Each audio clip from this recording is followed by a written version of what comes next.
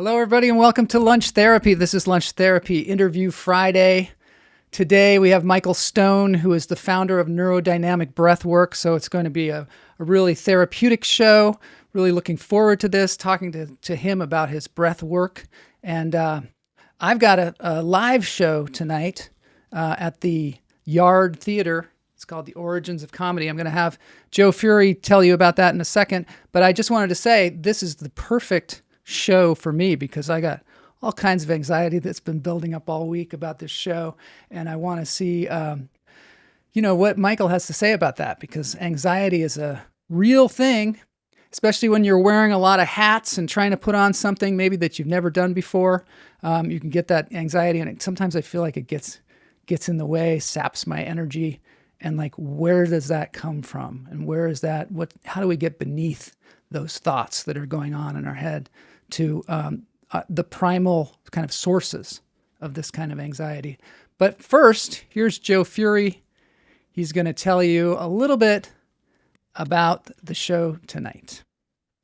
Ladies and gentlemen, Joe Fury. Hello, everyone. It's Joe Fury here, coming to you all the way from Aruba or someplace to tell you about the show that is happening live in Hollywood, California this Friday at 7 p.m. at the Yard Theater. It's called Lunch Therapy's Origins of Comedy. Yes, and I will be there. Yes, I will be there. I figure after 600 episodes of Lunch Therapy, I should probably give back to the community by showing my presence and signing autographs and getting paid a hefty sum, I might add. But yes, we'll see you there.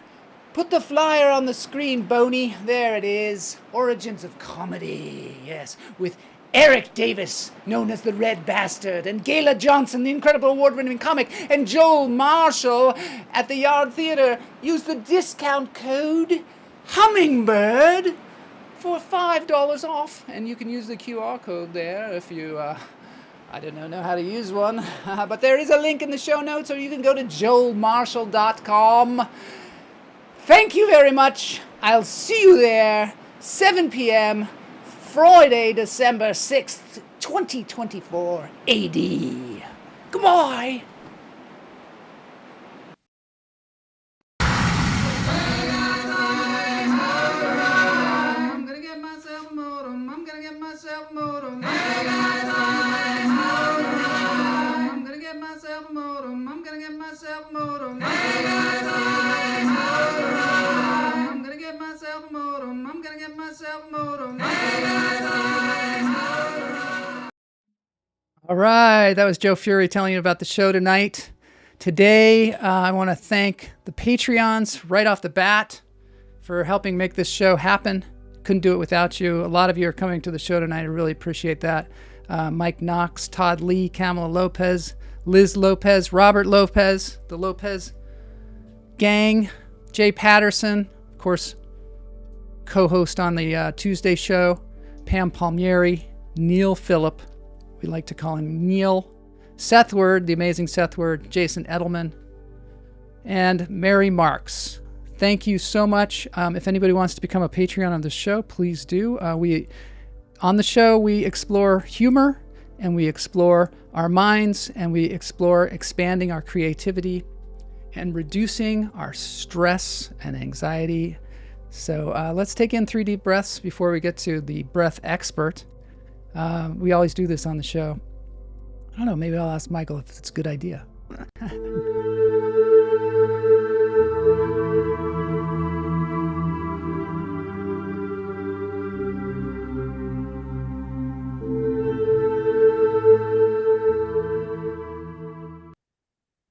Okay, behind me I have Healing Vibrations. They do sound baths out of the Pacific Northwest. This one's called Courage and Confidence. Seems to be a theme here today. So here we go. We're going to do some what they call box breathing, in through the nose. We say out through the toes. So here we go. Just take a deep breath. Hold it. Let it go.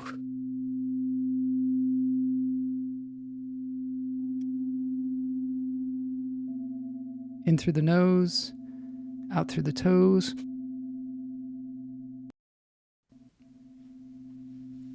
Hold it.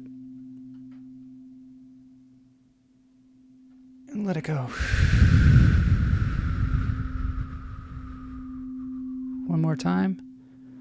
In through the nose, out through the toes. Hold it. And let it go. That always makes me feel better. It's interesting. We're going to talk to Michael because he talks about breathing through the mouth. So taking the air in through the mouth, which I think is very interesting as well.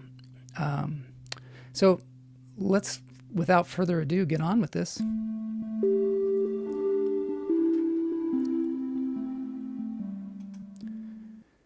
So Michael Stone, if you don't know about Michael Stone, he is the founder of the NeuroDynamic Breathwork Institute, NeuroDynamic Institute. He founded this technique of breathing. He's kind of he's like a trailblazer in this transformative breathwork. And he's trying to make it accessible to everybody in the world. He's facilitated over 1,000 online group sessions, bringing together people from 120 countries to experience healing, growth, connection through this expanded state of consciousness. This is something interesting, too, that we've talked about on the show, where how can we expand our consciousness, maybe expand our consciousness without dropping acid or something like that, because people always talk about these states of consciousness that they get through ingesting things that we don't know what the effects are long-term of. So also spreading the benefits of breathwork worldwide, Michael created the NDB Facilitator Training Program, which is a 350-hour course that equips individuals to lead sessions and empower others with this technique. So I think that's really kind of a beautiful mission. He wants to make it convenient, affordable, and accessible, enabling everyone to unlock their innate healing potential. And he's going to explain this hopefully to us. He's also studied neurology, neuroscience, biology. So he's not just coming at this from a standpoint of somebody that doesn't know what they're talking about. He's also the creator of groundbreaking online summits with topics such as rewiring your brain, rewiring your beliefs, expanded states of consciousness, attended by hundreds of thousands. Again, these events inspire participants to overcome self-limiting beliefs, access inner guidance, and create lives of fulfillment and purpose. This is a pretty incredible thing. And he's got like a global mission to help people transform. So very welcome on this show. And also welcome is Jose Salas, who's in the chat room. Hey, Jose. Happy Commando Friday. Let's get into this interview with Michael Stone.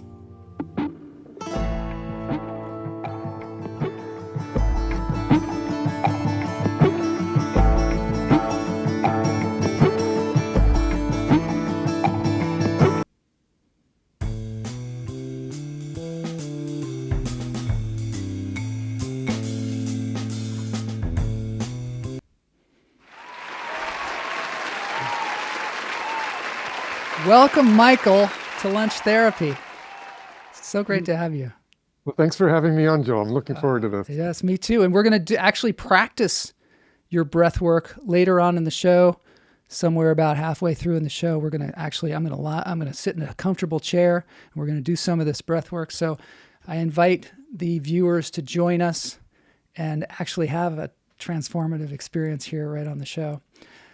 This is so fascinating. We breathe at the top of the show. It's pretty remedial breathing, I guess, pretty basic. But I have found that it really helps calm my nerves, really makes me feel better for the show itself and beyond. How did you get into breath work, and where did you come from to find this kind of work and find the importance of it? To answer that, I have to kind of start back in my childhood. Okay, and, great. When I was growing up, I had kind of a very normal kind of childhood. Nothing horrible, traumatic happened. And as I grew up, I was very kind of left brain oriented. Hmm. Like the thinking mind was kind of where I was good at. So that's where I focused my energy. So I was always very good at doing things where I had to figure things out. So I was good at school, I was good at puzzles to be solved, that kind of stuff. Yeah. And I got into the sciences. So, I ended up, in engineering and in other kinds of sciences in school because that's where I was comfortable with. Yeah. And I always believe, like, if you can't prove it to me, I'm not interested, basically. That Yeah. was kind of my mindset. Okay. Yeah. I was definitely not into what I would call woo-woo stuff back at that point. Really. And so as I was growing up, I found that I was very good at that kind of stuff. Mm-hmm. But on the other side of it, I was very bad at anything that had to do with kind of the heart, with vulnerability, with kind of the emotional side of life. Mm-hmm. And one of my goals in life was to have a successful relationship. Like my motto was my parents, they were happy together, they had 2 kids. That was kind of like when I was growing up, I want a life like that. That's what I Yeah. saw. Yeah. They seemed really happy. And so I was incredibly frustrated that I couldn't figure out why I couldn't have successful relationships. Yeah. I'm going, I can figure all this other stuff out. Why can't I figure this out? This is crazy. And so at that point, I wasn't very far along in my personal development. And so, like, basically my conclusion was, okay, I just haven't met the right person. Mm-hmm. Mm-hmm. If I'd have been further along in my development, I would have seen that in all these failed relationships, there was only one common factor, and it wasn't the other person. So, I mean, looking back on it, clearly it was my issue, not the other person's issue, Yeah. but Yeah. I wasn't there yet at that point. So I figured, okay, if I keep trying, I'll eventually meet the right person. And then, years were going by. I was still having these like short relationships, and they always ended up kind of in disaster, many times in dramatic disaster. And at a certain point, I met this woman who was still living with her boyfriend, and they'd broken up though, so Mhm. ex-boyfriend. Yeah. And I had her like do some cooking for one of my events, and she was interested in getting to know me better. And so I started chit-chatting with her and stuff. And at a certain point, she goes, Michael, I want to go down to Peru for a few days and just kind of hang out, get out in the Amazon, and I want to see pink dolphins. So in my mind, I'm going, first of all, does a pink dolphin even exist? Yeah, What does the that hell is exist? It actually does, but Really? back then I didn't know it did. I Yeah. didn't know that either. So I'm going, okay, well, I don't care about going into the rainforest, but if I can, get some time with her, maybe she's the one, who knows? Mhm. I was continuing to try. Yeah. So I said, okay, let's go. And so we went down there, and she had a friend who had bought some land down there to preserve it, basically, to keep it from being, like the trees from being shut down. Yeah. And then I went down there, and it was just kind of me and her, plus there was like 2 or 3 other people. And when we were about to go out there, basically there was a guy that was there with us in the room with this lady we were talking to. And she said, this is a local shaman. Would you like him to go out with you? So this is like this guy that's like 4 foot 10 inches tall. He didn't speak any English at all. And so I'm going, sure, why not? Bring him along. Wow. So we ended up on this 4-hour canoe ride into the middle of nowhere. Mm-hmm. And so now we're, in the middle of the rainforest. It was very beautiful. And I'm going, okay, let's see what's going to happen here. And that first evening, this shaman comes to us and through an interpreter says, we have this religious ceremony that we do down here in the Amazon. And would you like to participate?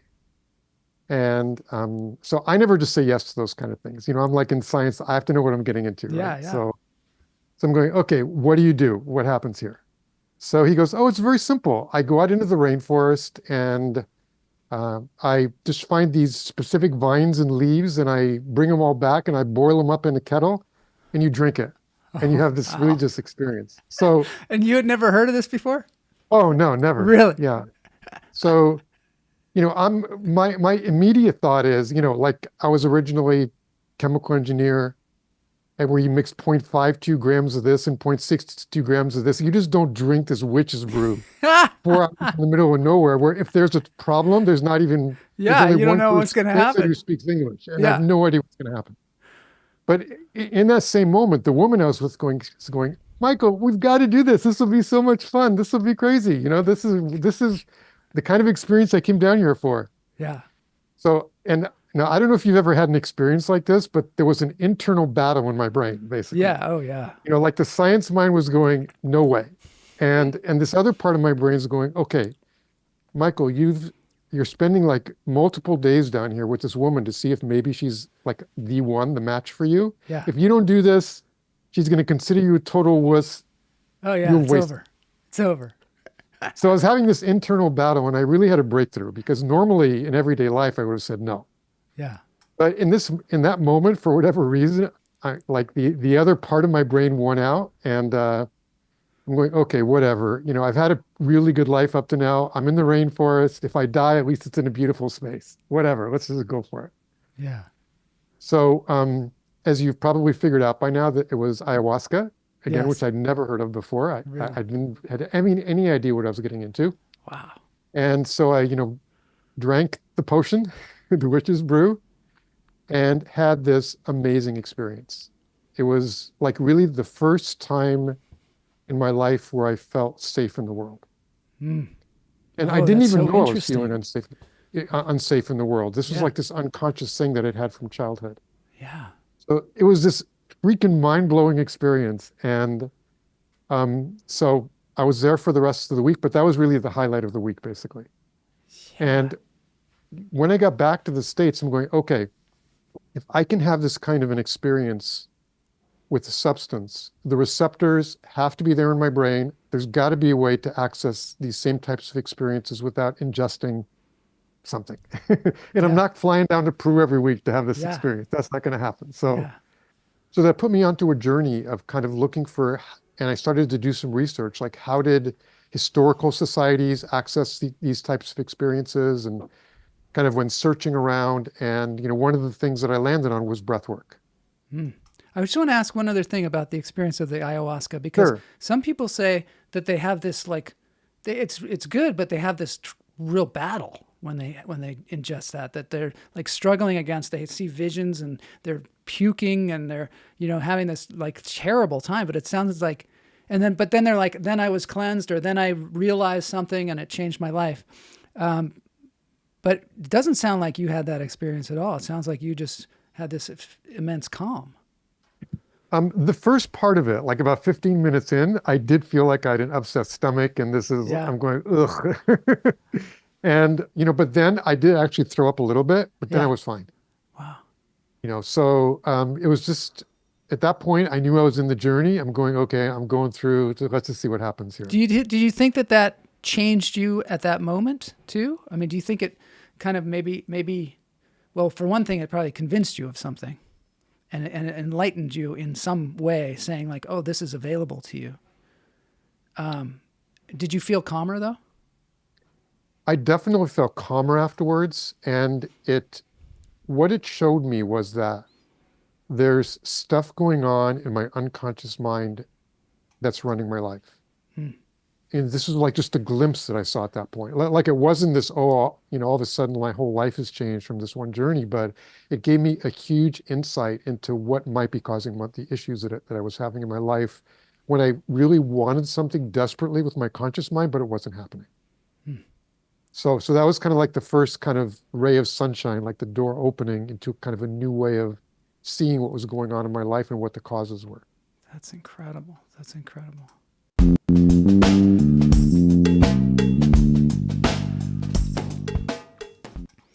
Okay, so now I want to talk to you about what happened after that. Like, here you are with a very scientific mind, having it, and not maybe being able to connect to your emotions, and not being able to maybe psychoanalyze yourself enough to get rid of whatever you feel like is impeding you from having a healthy relationship. So what happened then?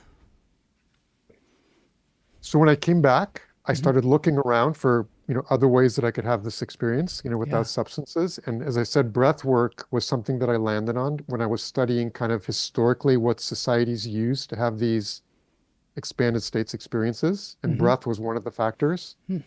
And so I started to look around and see, because there was a lot of breath work out there already back then. Oh, yeah. And so I'm going, okay, how do I choose?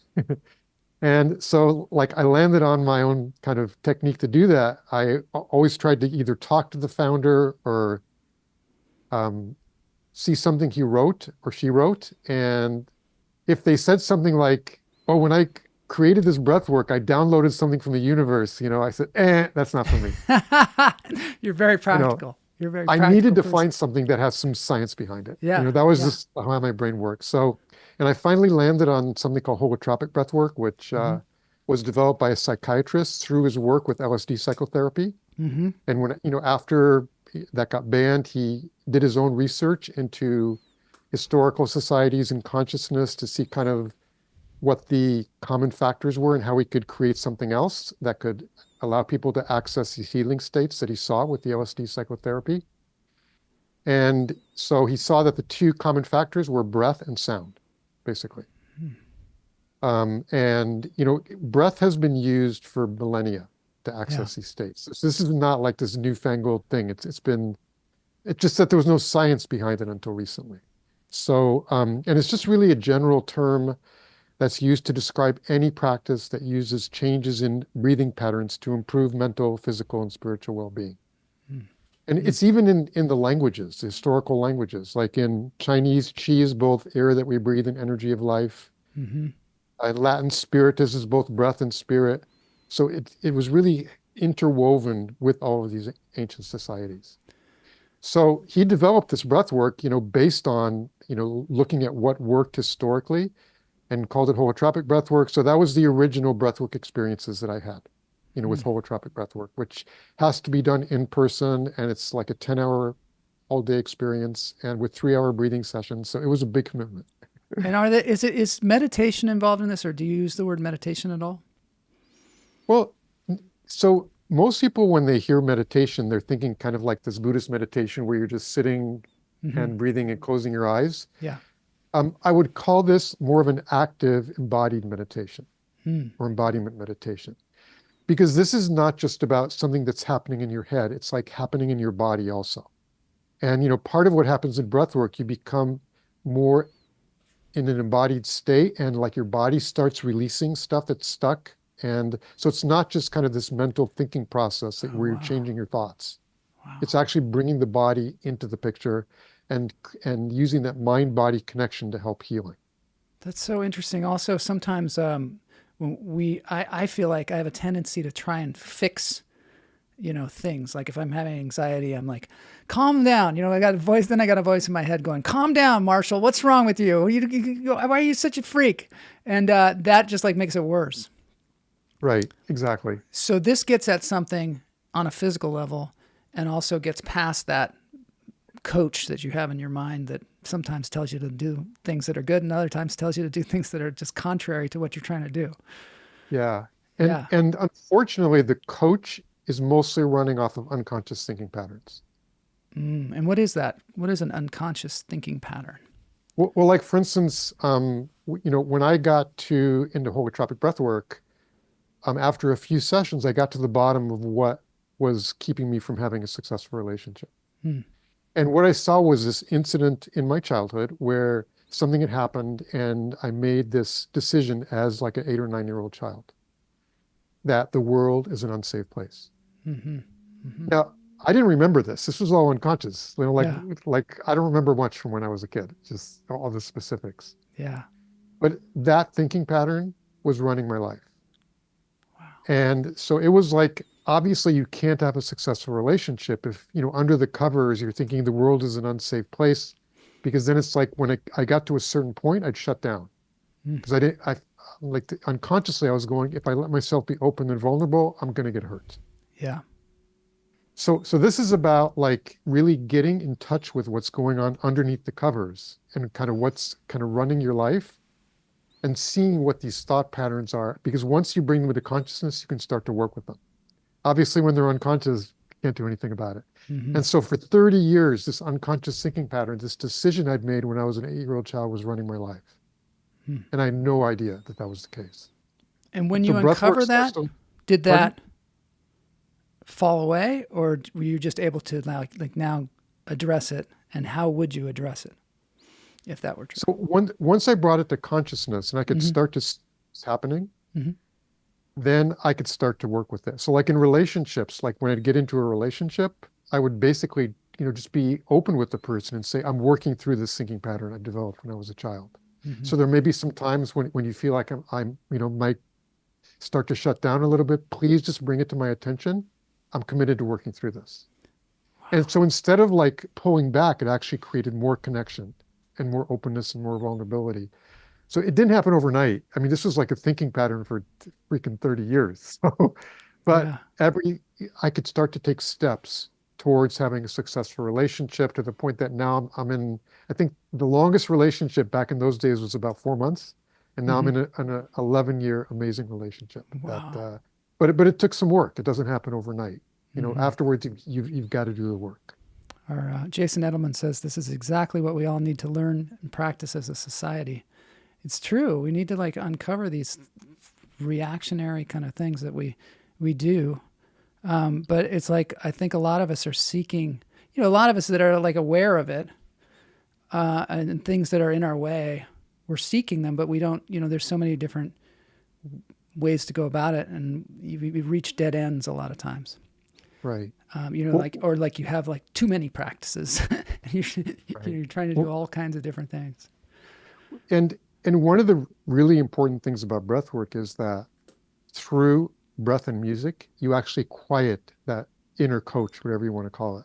Oh. And that inner voice that's kind of having these repetitive thoughts. And if you actually listen to your thoughts every day, you would go crazy. Because all the same thoughts over and over and over just again. Over and over and over. And some of them just don't even apply anymore. Exactly. They don't apply at all. And if you could hear a tape of it, you go, "Oh my God, that's so boring." Or if This you is like said a that 10,000 stuff to other people too, they'd be like, "God, get this guy out of here. What's wrong with him?" Yeah, exactly. So luckily people can't hear all your thoughts. So but once you can actually quiet the ego mind, and again, there didn't used to be any science behind it, but now there is. Like the faster, deeper breathing actually creates physiological changes. Your blood gets more alkaline.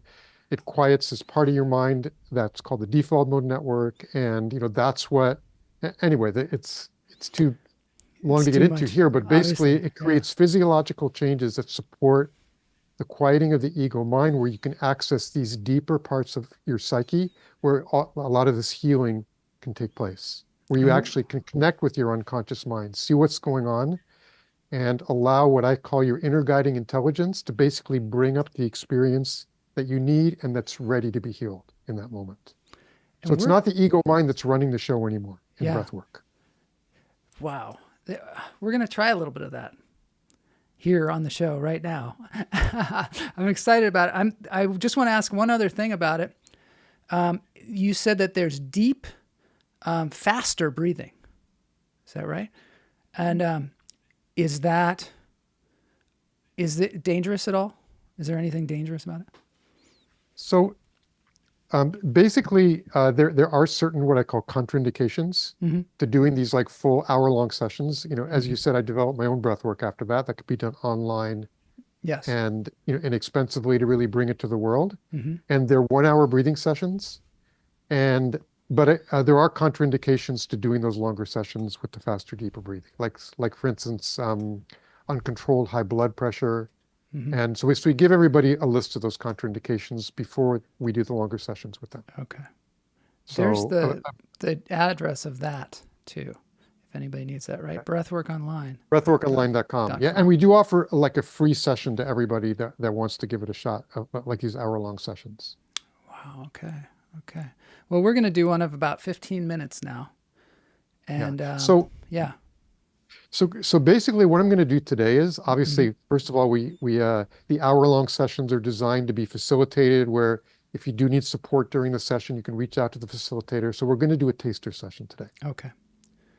All right. And so what we're going to do is we're going to do 8 minutes of music. Okay. And basically, your job is just to breathe and let whatever wants to happen happen. Okay. And so for this session, the breathing technique will be a little bit different than in the longer sessions. Okay. In the longer sessions, we do full deep breaths, and the mouth breathing, as you said, it has a different purpose than nose breathing. Mm-hmm. Nose breathing is the correct way to breathe in your everyday life. Mouth breathing is more about release, and it allows you to move more air through your system, so it's easier to drop into these states. Okay. Yeah, because I So, heard something about like nose breathing can be better because it warms the air or something in your and it's more palatable to your body because it doesn't come in as cold. But I don't know. yeah, That's some and stuff also I it heard. filters the air too. And it filters. Yeah. Yeah. So, in your everyday life, nose breathing is correct. But Okay. again, for this period of time, for the hour sessions or for today, the 8 minutes, Mm-hmm. it's fine to do mouth breathing. All And right. so, but for today, we're not going to breathe faster because this Okay. is not about trying to, push people into this deep experience where they're going to be, going to these crazy places and stuff. Yeah. This is a taster session. And, for most people, it'll be about resetting your nervous system, relaxing. And if your psyche is ready to release, like you may have one of these deeper experiences. And Mm-hmm. in the longer sessions, sometimes people get physical releases where their body wants to move, or sound releases where they start to Yeah, I've seen that on your yell. website. Yeah. Yeah.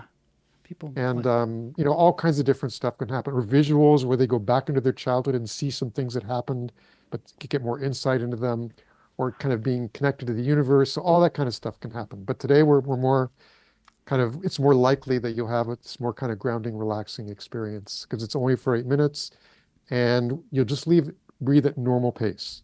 and how So should I'm going to get in a comfortable chair. And is that what people should do at home if they're watching this? To yeah, get you in a just want to be comfortable chair? comfortable. You can sit or lay down. Either Okay. one's fine. And this is an eyes closed experience. So once Okay. we get started, you're going to want to keep your eyes closed all the way through. Okay. And you're going to want to breathe in and out, at least to start with through the mouth, but at normal speed. So Okay. not faster than normal. And even if it feels right, you can even do a little bit slower than normal. That's okay too. But when Okay. you breathe in, your belly should expand. And when you breathe out, it goes back to normal. So, Okay. So I'm gonna get into my position. uh,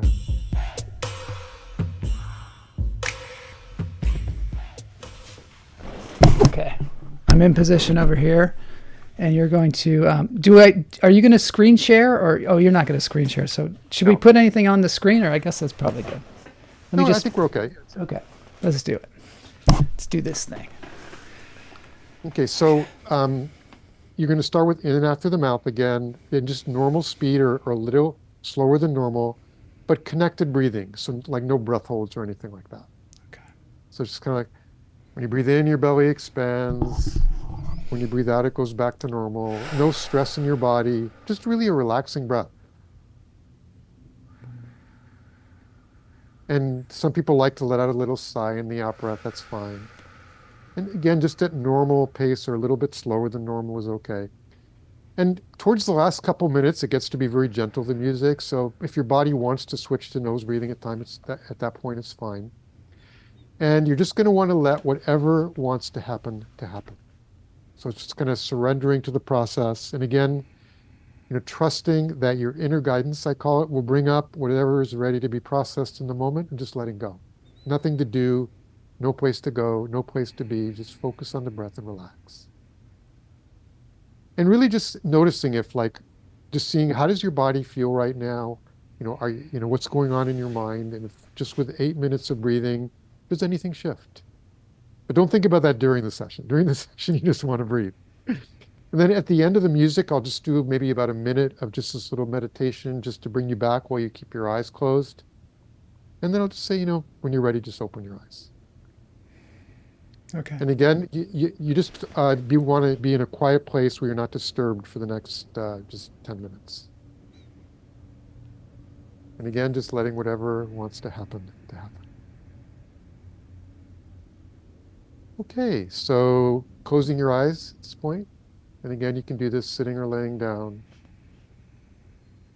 Just watching the breath for a moment.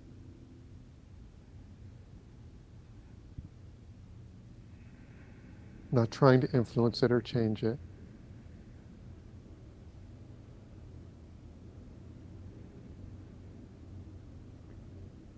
And now starting to breathe more deeply, in and out through the mouth, just breathing fully and deeply, but just at normal speed, or even a little bit slower than normal. But breathing fully and deeply so your belly expands with each in-breath and goes back to normal on the out-breath. Eyes closed, just focusing on the breath, letting it be a full, deep, but enjoyable, relaxed breath. Some people like to let out a little sigh in the out-breath. It's totally optional, whatever feels right. And if during the session your body wants to move a little bit or sounds want to come out, just allow whatever wants to happen to happen. It's all perfect. Breathing fully and deeply, deeply and fully and deeply. No gaps. A nice, relaxed breath. Staying with the breath. Staying with the breath. Letting whatever wants to happen. And the moment the music will begin. You want to keep your eyes closed all the way through.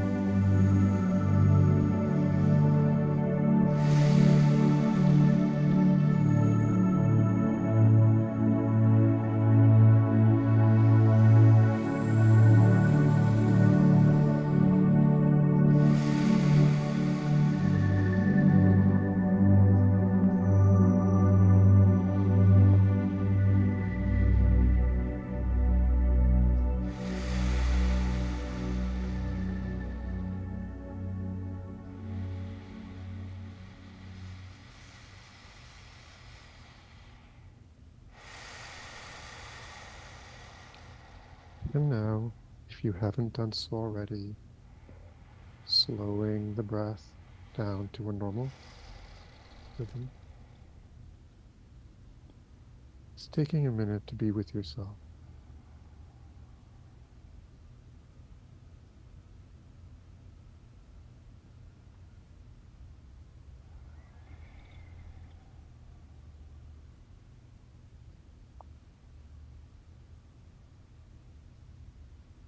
Just feeling the breath going in and out of your lungs.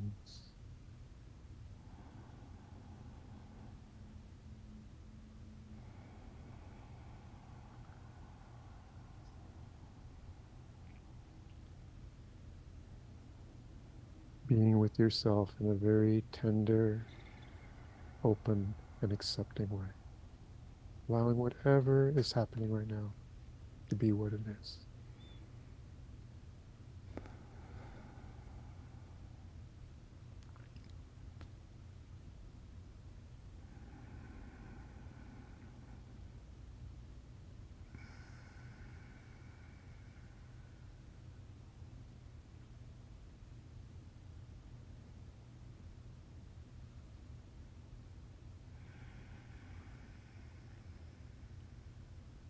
If you want to take another few moments with your eyes closed, that's fine. But when you're ready, just gently open your eyes, but with a very, very soft gaze, soft way of being.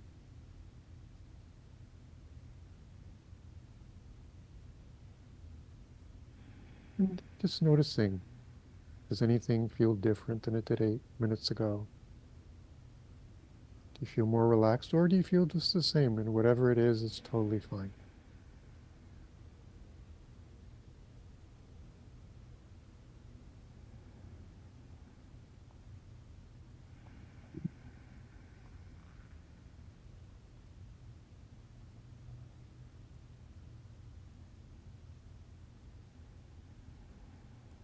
So, hey, Joel, how'd that go for you? That was great. I felt like at some point I let go of a lot of tension that was going on in my body. Like I was trying to do it right. I was working really hard at trying to do it right, and then also the tension of just even being on camera or being on the show. It was bothering me that we were in little boxes down at the bottom of the screen. And I was like, maybe I should get up and change it. Maybe I should do that. Maybe I should do that. And then I'm like, well, people, then I'm having this conversation in my head about the fact that people are supposed to have their eyes closed during this thing anyway. So what does it matter? And then I was like, well, maybe I should have shown space or something. So that conversation finally stopped after a while. Mm-hmm. And then I felt my whole body sort of relax into the chair. Yeah. So that, and it was a very pronounced change. And my whole body became very still. And at some point with the breathing like that for a longer period of time, I started to feel like I was the waves lapping on the ocean, the shore of the ocean. And the music seemed to contribute to that as well. Yeah. And now I feel very, very relaxed. Yeah. That's great.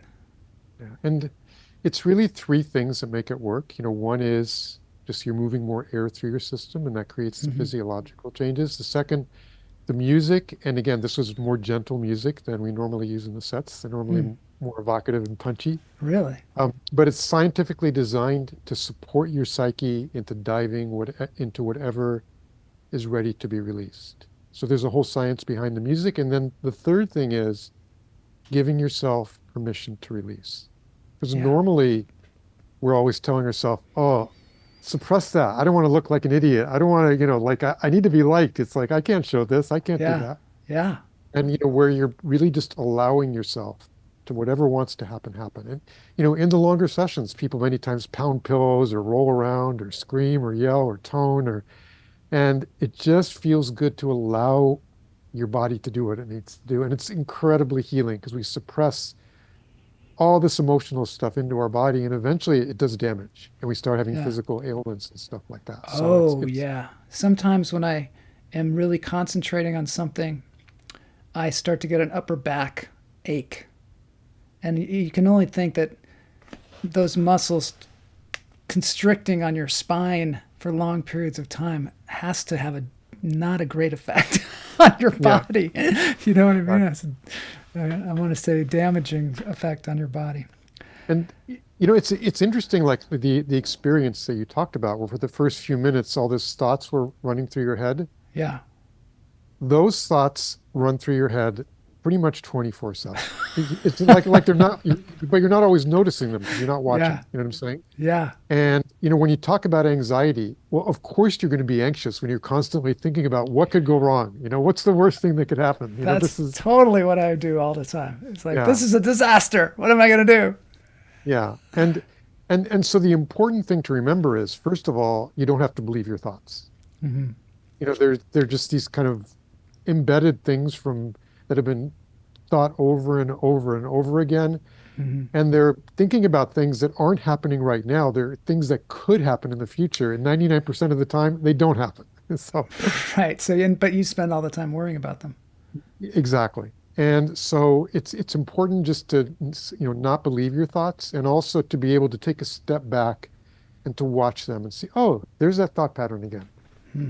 Okay, we'll just let that go. And that's one of the reasons why almost 90% of people who do neurodynamic breathwork say they get relief from anxiety in their life. Wow. And Right. the more you start to learn how to connect to this kind of inner guiding intelligence, Hmm. the more you can bring that back into your life, and you start to feel more self-empowered because you can find the answers within. You don't have to go into the outside world to be happy, to find what you need, to find your purpose. Hmm. It's all already there. You just need to learn how to connect to that kind of quiet inner voice. Wow. So tell me just a little bit more about the music. Like, how do you choose the music? Is it, and you said there's a kind of a science to it, and you said that sometimes in the other sessions it's a little bit more, I don't know what the word you used, but something like challenging or something. Right. Well, we could say evocative. Evocative, I just say punchy. punchy. Yeah. Yeah, I like music where you might hear like in a movie soundtrack where like the hero's about to, this kind of thing. Yeah. So, but it basically follows this energetic trajectory where it starts more soft to allow people to really gently come in, and then there's more kind of tribal stuff. So if people need to move, their psyche can use that to support them in movement. And then it gets to more of this emotional peak and comes down in for a gentle landing for integration at the end. That's interesting. And there's all kinds of, like, in our facilitator training program, we spend 2 whole sessions on how to put together the music. And so, for example, like there's all these rules. So for example, you will never hear words in common languages because Oh, that pulls the mind back from your expanded state, where you're trying to understand the words.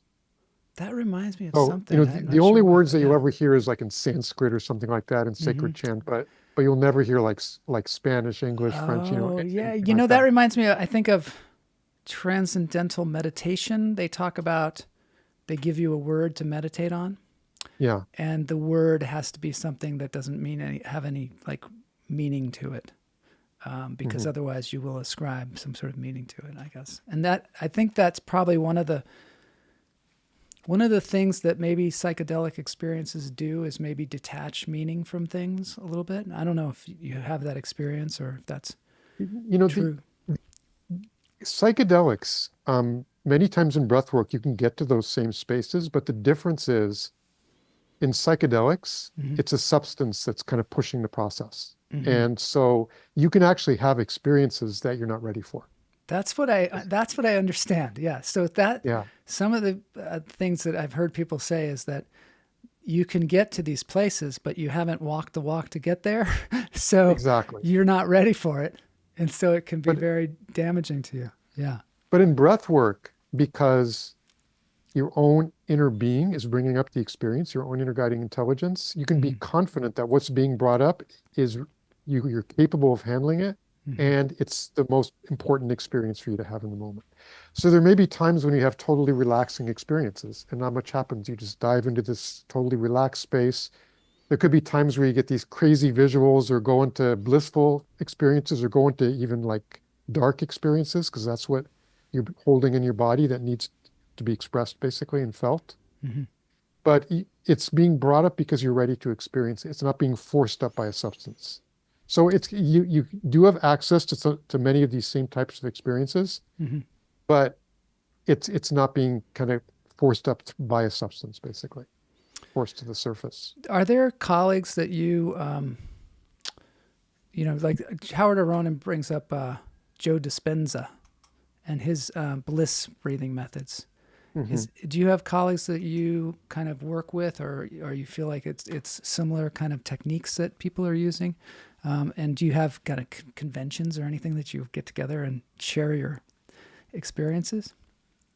Um, the original breathing technique that I started with was used in holotropic breath work.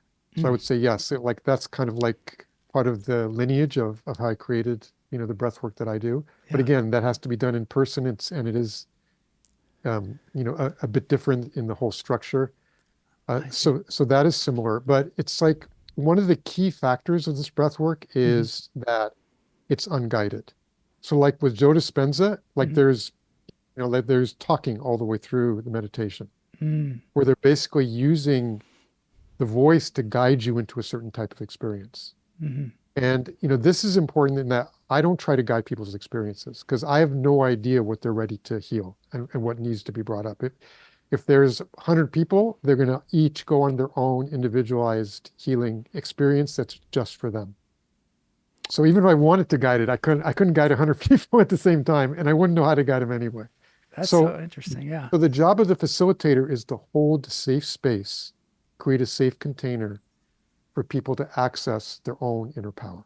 That's so that I would say that's how it's quite different from most types of breath work out there, which are more guided by the facilitator, either with words or with something else. When I think also of Wim Hof and how he does this breathing technique where it feels like he's sort of hyperventilating. Hmm. Can you speak to that? Is that something that you advocate, or do you go a different way? Well, in the breath work that we do, and Hmm. again, this is one of the differences.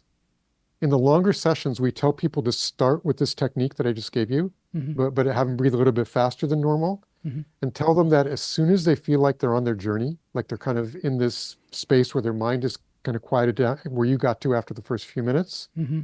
basically just to trust their body. And however their body wants to breathe, go for it. Follow their body wisdom, just listen to themselves. So we don't tell people breathe this way all the way through. Like in Wim Hof, there's this technique that you follow and you stay with it all the way through the exercise. Hmm. And from my understanding, it's more designed to develop resilience in your body. Like, he does the whole cold bath type of thing. Hmm. So every breath work has kind of a different purpose. And, Yeah. this is more about diving into your unconscious mind, seeing what needs to be healed and letting your inner guidance bring it up, process it, and release it, basically. This is so interesting. Let's just talk a little bit about what you offer on your website. There's a First of all, there's some really interesting stuff here about the benefits that you can get. We talked a lot about anxiety, but also relief from trauma, greater inner wisdom, inner guiding intelligence. That's interesting because, as creative people, we're like a lot of times listening to our impulses to Right. create. And sometimes they're so drowned out by things that are coming in externally, but also things that are going on in our mind, or maybe we stop things before they have a chance to blossom. Hmm. And so that seems like a really good thing. Also, you have on here relief from depression. What do you think depression is exactly?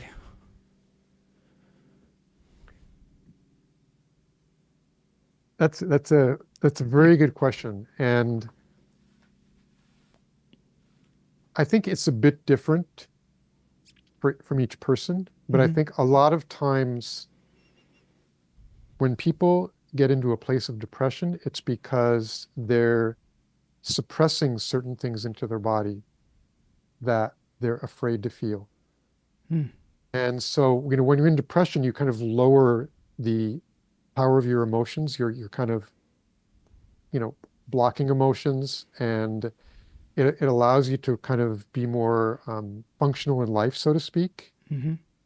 And it's, to a certain degree, it's a protective mechanism. And, to protect yourself from really fully feeling and allowing yourself to be with what's going on. So in that way, it has certain connection to trauma too, which is, many times trauma, we're suppressing things into our body.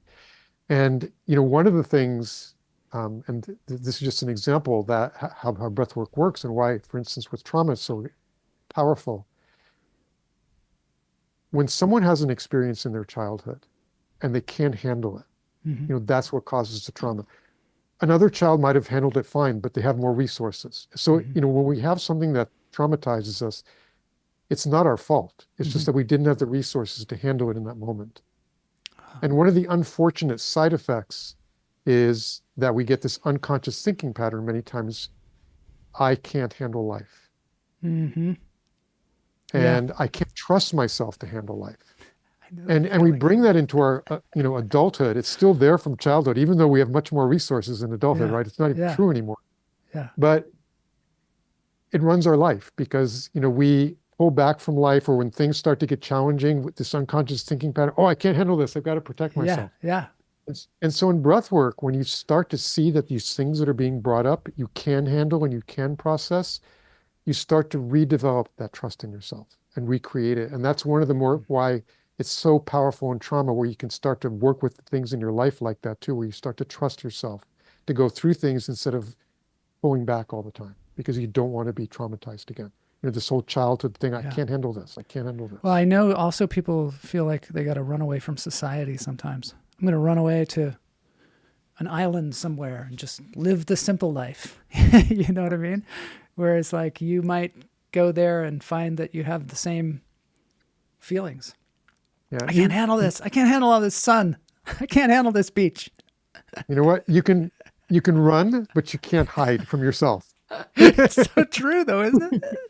It's an old saying, but it's like totally true with, if people go onto a mountaintop, you can hide from a lot of the stimulation that's out there, but these inner patterns are still going to run your life until you start to recognize them, work with them, and actually be able to, get over them and actually, bring the life that you want into your being, basically, instead of having this 7-year-old child who's running the show. Just think about it. Like if you were in a car, would you sit in the passenger seat while a little 7-year-old kid was driving the car? No. Hell no. But we do that in our lives. We do that in our lives. Our 7-year-old child runs most of our life with these thinking patterns and with these emotions that come up and stuff like that. But we're unaware of it. So, once whether it's breath work or something else, you can start to see what's happening with these patterns that you developed as a child that are still running your life, and start to be able to say, that's not true. I can handle this. You can start to work with it when it comes up, like I did with relationships, but it's true in all parts of our life. Anytime that you really want something badly, it's not happening, there's almost certainly an unconscious thinking pattern that's pulling in the other direction. So you need to get your conscious mind and your unconscious mind on the same page. Yeah, I feel like that. Sometimes the more I step out into like areas where I need to grow, the more something pulls me back, and it's like makes it like take more energy, Exactly. rather than just kind of being free. Yeah, and as soon as you can get in touch with what that thing is that's pulling you back by getting into your unconscious mind and getting it on the same page, that's when you can really move forward powerfully. Yes. That's so good. And just like with my thing about relationship, or even like, let's say when you were a child, you decided that freedom was the most important thing in your life. Now, when you go into relationships, as soon as you get to a certain closeness, it's going to kick in, and you're going to shut down because you have to give up your freedom to be in a relationship. But it's not in your conscious mind, so you never know what's pulling in the other direction. Wow. That is so incredible. So, okay, so we're going to have to end the interview here, but just because we're running out of time. But this is so fascinating. People can go to your website, Breathwork Online, That is right here. And there's all kinds of different things that people can do. And also you can see all the kinds of different benefits that people get. There's also testimonials, which are really good on the site. And you can get yourself. So can you do breath work on the site itself? Can you play videos and have the music available? Or do you take a course, or what happens? Basically, what we do is people sign up for a session on breathworkonline.com. There's a little button that says try a free breathwork session. And then it's a Zoom call just like this, where basically there'll be anywhere from 50 to 150 people there. And there'll be a facilitator, like I'll be facilitating the session. We do a little 30-minute introductory talk to make sure everybody really understands what can happen and can breathe safely, go through the contraindications. And then, just like today, you'll be closing your eyes, but we'll be doing an hour's worth of music. And during the session, though, if you ever are struggling, you can connect with the facilitator through private chat if you need support. And then at the end, we have a share group where people share their experiences. So it's all on Zoom, and it's all live, and it's not recorded. Wow. Because this is the type of breath work where you really need a facilitator to be there in case you need some support. But for people that do want to really dive into this, we have a monthly subscription program that's super inexpensive, just a few dollars a session, where we do post a 12-minute session that they can access whenever they want to, just so they can do it on their own time and their own schedule. That's great. All right, at the end of the show, I'm going to check that out. I like the way you make it affordable for people too, because sometimes things are, so out of reach sometimes, and you just want to dive in and do something, get started. And also right now, after people do a first session, we're offering where people can breathe for a whole month with us for free, up to 25 sessions. So. Wow. Well, thank you for this work. This is so great. Well, thank you for having me. This has been really fun, and I'm glad you enjoyed it. Yeah. At the end of the show, I didn't tell you this, but we have a thing called a dance break where we play a cover song, and we got a request from Howard Aronin in the chat room that we play Every Breath You Take, which is music, travel, love. They do these incredible covers on there. So we'll just listen to a little bit of this, and that'll be the end of the show. But I really appreciate you being here today and taking the time, Michael, to inform us about this, because I think it's really important stuff. Yeah, thank you. All right. And just one... Oh, hold on one second. Sorry. It's the dance break, but go ahead, tell me. Sorry, just one final word for people watching. And my belief is that everybody has their own unique gift to bring to the world. There's no one exactly like you. There's no one who's gone through what you've gone through, who's learned through, the struggles you've had in your life, who brings to life what you bring. And, so everybody has their own unique mission in life and their own contribution they can make. And breathwork is one of the more powerful ways of really getting in touch with what your purpose in life is. Over 50% of people say that they get more tuned into their purpose. And I found my purpose through doing breathwork, which is facilitating breathwork sessions and being able to hold safe space is kind of like my talent, so to speak.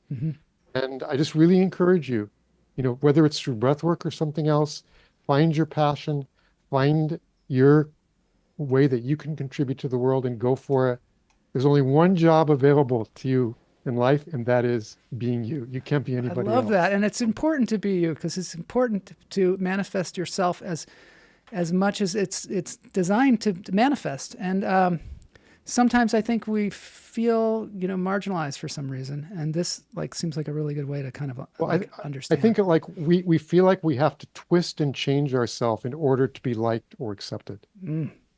And this is really about getting back to ultimately what people really want. They want to see you, not some twisted version where you're trying to impress this person or that person. They want you. I love that. All right. Time for dance music break. now. Now it's going to be music, and here we go. This is music, travel, love. These guys, what they do is they go to exotic places, and they have like drones and things that. This is Every Breath You Take by the Police. I'm just gonna listen to a little bit of it. Or is it the Police or is it? Every breath you take, Sting or the Police, one of the two. and every move you make, every bond you break, every step you take, I'll be watching you.